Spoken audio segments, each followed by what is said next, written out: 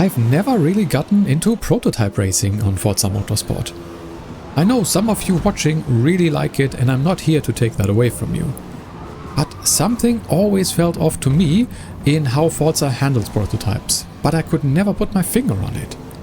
Maybe I just don't enjoy racing prototypes in general, or maybe I just didn't give them a proper chance yet. Well, with the early access release of Le Mans Ultimate, I thought, what better time to figure out how good Forza Motorsports Prototype racing actually is. Don't worry, this is not gonna be the typical "here is my first impressions of Le Mans Ultimate." There are enough of those videos already.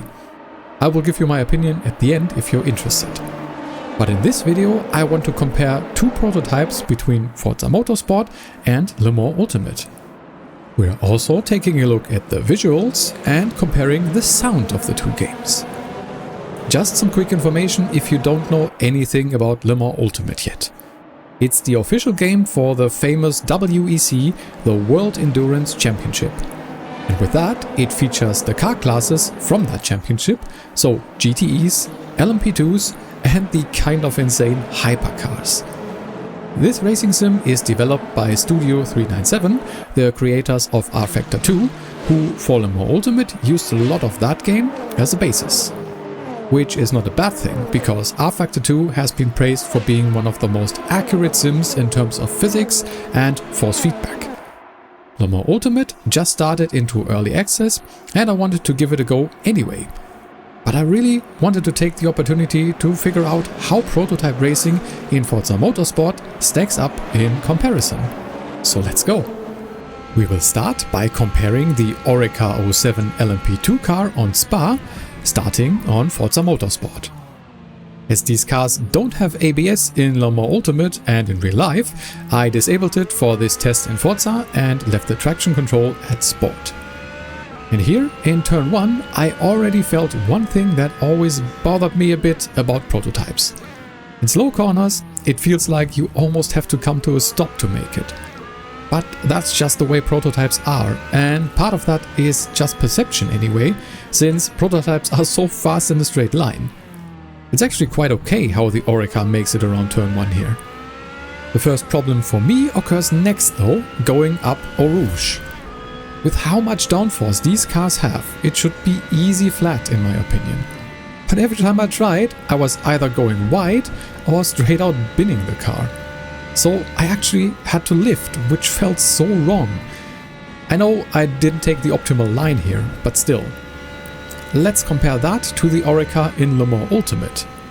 I messed up turn 1 a bit, but was actually able to still go a bit quicker. It felt like there was more mechanical grip here than in Forza Motorsport. Going up Eau Rouge, the difference was way bigger though. After I had gotten used to the handling in Le Mans Ultimate a bit, it was easy flat up here, like I expected.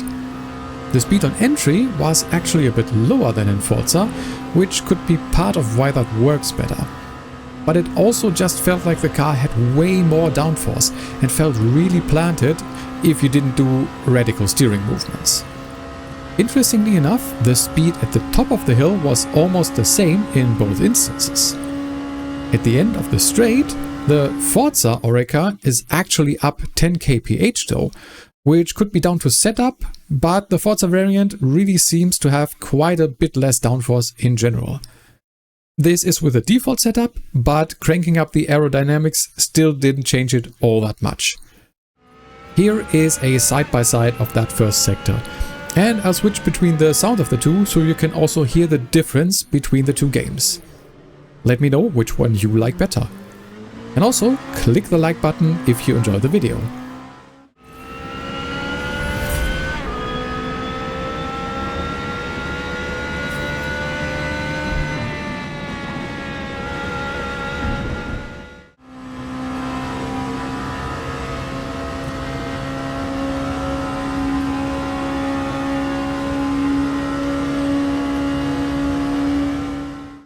The lack of downforce can also be felt quite a bit in the second sector of Forza Motorsport. We will start after Pouhon. I can carry way less speed through these mid-speed corners in Forza than in Le Mans. After Stavelo was especially tricky in Forza, I actually had to lift a bit to make it, while in Le Mans the corner was easy flat with even quite some space left on the track. The Oreca in Forza will gain on this next straight again though, quickly surpassing Le Mans in top speed. This makes the fast left-hander of Blanchimont quite tricky, where you really have to nail it to make it through without lifting in Forza. The higher downforce and lower speed makes that a lot easier in Le Mans. Overall though, I was able to push the Oreca in Le Mans Ultimate around Spa about 4 seconds faster than in Forza Motorsport. That seems quite significant, but we have to remember that these are two different games.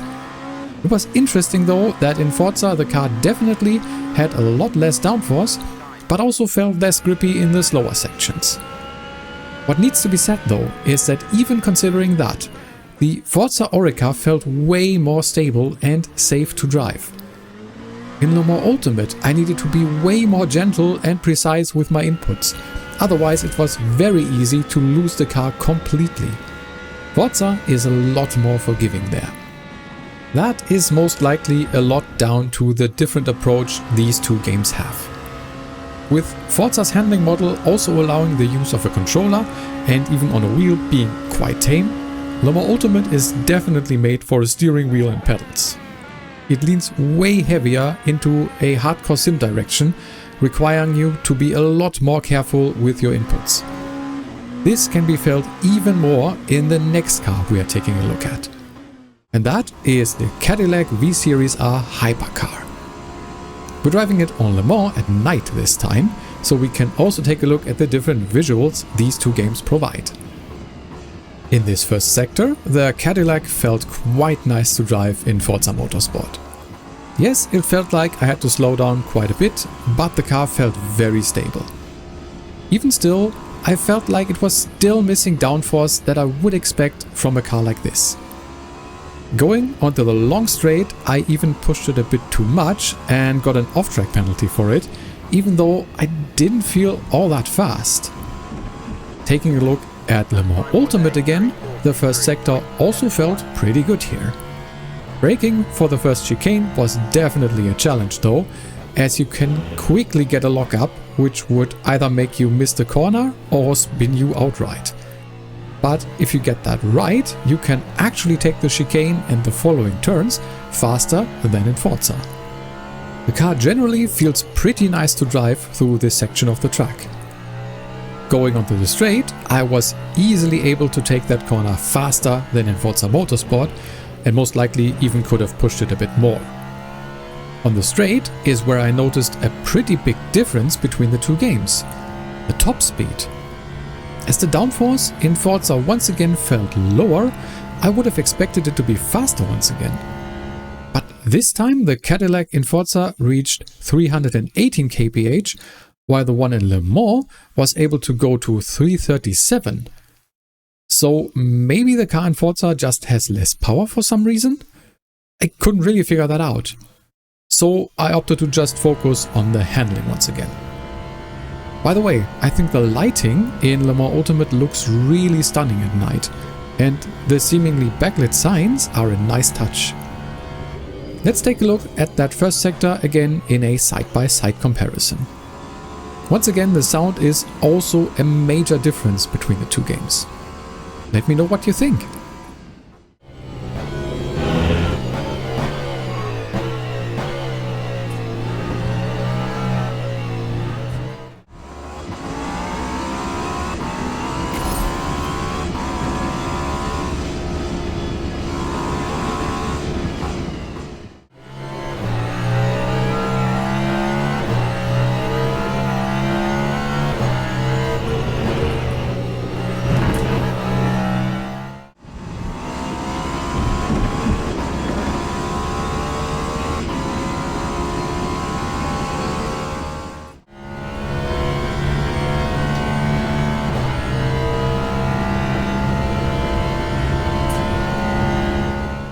For another example, let's take a look at the Porsche curves. Once again, I'm able to keep quite a lot more speed in Le Mans Ultimate. In Forza, I have to slow down a lot more to make these fast sweeping turns and even the slightly slower ones after. In both cases, the car feels planted though, just a little bit more on Le Mans Ultimate. Once again though, as I touched on earlier, if you are not careful with your inputs or just overpush slightly, you can easily spin the car in Le Mans Ultimate. Forza just feels overall more forgiving again, with the Hypercar not even feeling all that dangerous to drive, even though I'm fairly sure it is in real life. But that's once again the different approaches these two games take, which is totally fine by me.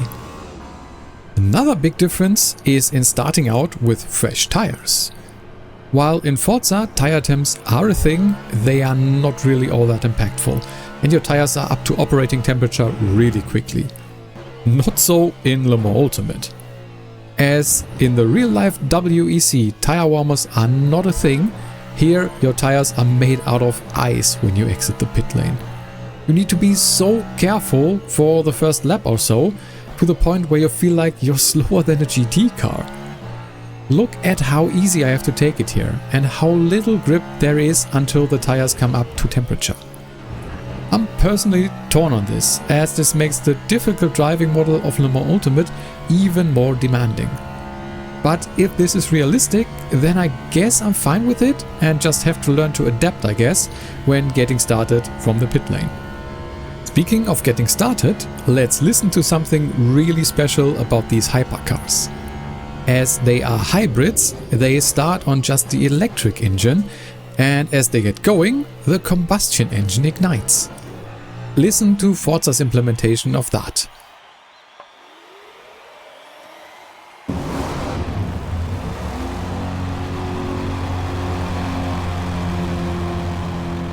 And here is how it sounds in Le Mans Ultimate.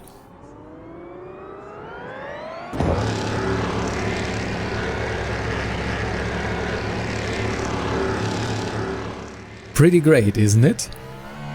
Another cool thing in Le Mans Ultimate is that the hypercars model that hybrid nature. So in addition to the fuel, you also have a gauge for the battery, which gets used automatically to boost performance or fuel efficiency in certain situations, and gets regenerated by braking. I think that's awesome.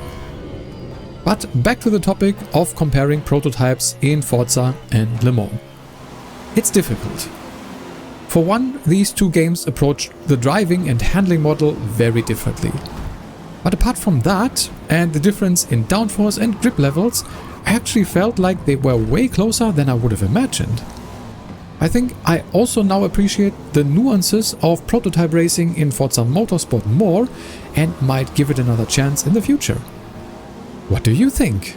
Let us know down in the comments. I know I've only scratched the surface on Le Mans Ultimate as well. If you would like to see more on that, then also let me know by either commenting or just leaving a like on the video. I personally really like the racing on it so far, even though it's only early access and definitely has some issues. But if those get resolved and more content is added, I think this could be good competition for the sim racing market. But that's it from me for now. If you unsubscribed yet, feel free to do that as well, as that helps the channel grow quite a bit. Thanks so much for watching. I've been HD Racing. See you next time.